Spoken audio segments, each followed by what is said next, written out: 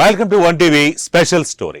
విశాఖపట్నం నగరపాలక సంస్థ జీవీఎంసీ కౌన్సిల్లో మేయర్పై అవిశ్వాస తీర్మానంపై కూటమి నేతల నోటీసును పరిగణలోకి తీసుకున్న ప్రత్యేక అధికారి జిల్లా కలెక్టర్ చర్చ జరిపేందుకు రేపు ప్రత్యేక సమావేశం ఏర్పాటు చేశారు. అవిశ్వాసం నెగ్గించేందుకు కూటమి వర్గాలు వ్యూహాలు రచిస్తున్నాయి. ఈ నేపథ్యంలో మలేషియాలో ఉన్న కూటమి కార్పొరేటర్లు విశాఖ చేరుకునే అవకాశం ఉంది. విశాఖపట్నం నగరపాలక సంస్థ జీవీఎంసీ కౌన్సిల్లో మేయర్పై అవిశ్వాస తీర్మానంపై కూటమి నేతల నోటీసులను పరిగణలోకి తీసుకున్న ప్రత్యేక అధికారి జిల్లా కలెక్టర్ చర్చ జరిపేందుకు రేపు ప్రత్యేక సమావేశాన్ని ఏర్పాటు చేశారు. అవిశ్వాసం నెగ్గించేందుకు కూటమి వర్గాలు వ్యూహాలను రచిస్తున్నాయి. ఈ నేపథ్యంలో మలేషియాలో ఉన్న కూటమి కార్పొరేటర్లు విశాఖ చేరుకునే అవకాశం ఉంది. ఇదిలా ఉండగా వైసీపీ తన 58 మంది కార్పొరేటర్లకు విప్ జారీ చేసింది. అవిశ్వాస తీర్మానానికి మద్దతు ఇవ్వద్దని, ప్రత్యేక సమావేశానికి హాజరు కాకూడదని ఆదేశించింది. ఇందులో వైసీపీకి తీవ్ర ఎదురుదెబ్బ తగిలింది. పార్టీకి రాజీనామా చేసిన కార్పొరేటర్లలో మాజీ మంత్రి అవంతి శ్రీనివాస్ కుమార్తె లక్ష్మీ ప్రియాంక కూడా ఉన్నారు. కౌన్సిల్లో వైసీపీ చీఫ్ విప్ గా ఆమె బాధ్యతలు నిర్వహిస్తూ వచ్చారు. ప్రస్తుతం అవిశ్వాసంపై కూటమి సభ్యుల బలం 64కు పెరిగింది. సార్ యొక్క బ్లెస్సింగ్స్తో మరి ఈరోజు జనసేన పార్టీలో చేరాలని నిర్ణయించుకోవడం జరిగింది. సార్తో కూడా కూర్చొని సంపూర్ణంగా మాట్లాడడం జరిగింది. మరి అలాంటి పెద్దలు ఉంటే మాలాంటి యువకులకి రానున్న రోజుల్లో ముందుకెళ్ళడానికి యువతకి మంచి ప్రాధాన్యత ఉంటుంది.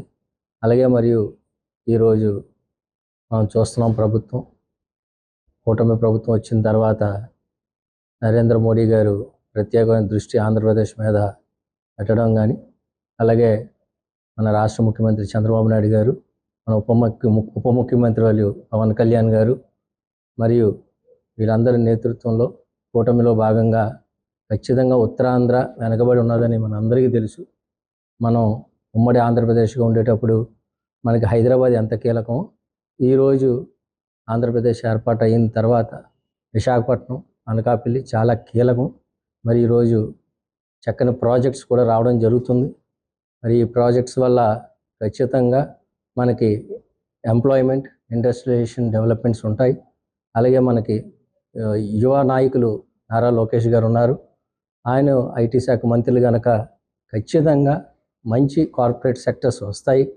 మనకి విప్రో, ఇన్ఫోసిస్, టీసీఎస్ లాంటి ప్రధానమైన సాఫ్ట్వేర్ హబ్గా మారుస్తారని మాకు నమ్మకం ఉంది. విశాఖపట్నాన్ని ఒక సాఫ్ట్వేర్ హబ్గా డెవలప్ చేస్తే ఖచ్చితంగా హైదరాబాద్, సికింద్రాబాద్ లాగా విశాఖపట్నం, అనకాపల్లి రెండూ కూడా. మరోవైపు వైసీపీకి మద్దతుగా నిలిచిన కార్పొరేటర్ల సంఖ్య 30కి పరిమితమైంది. అయితే ఇప్పటికే కూటమిలో 3 వర్గాల నేతలు మేయర్ పీఠం తమకి కావాలంటే తమకి కావాలి అన్నట్లు పట్టుబడుతున్నట్లు విశ్వసనీయ వర్గాల సమాచారం. దీంతో కూటమి నేతల్లో గొంతులో విలక్కయపడింది. కూటమి కార్పొరేటర్లో అంతర్గత తగాదాలే తమకి కలిసి వస్తాయని బొత్స గ్యాంగ్ భావిస్తుంది. ఏది ఏమైనప్పటికీ రేపు మేయర్ పీఠ ఎవరికి దక్కుతుందన్న దానిపై స్పష్టత వస్తుంది. ఇది వాళ్ళ స్పెషల్ స్టోరీ. మరో ఇంట్రెస్టింగ్ టాపిక్ తో మళ్ళీ కలుద్దాం. Until then keep watching One TV news. ప్రతి క్షణం ప్రజల పక్షం.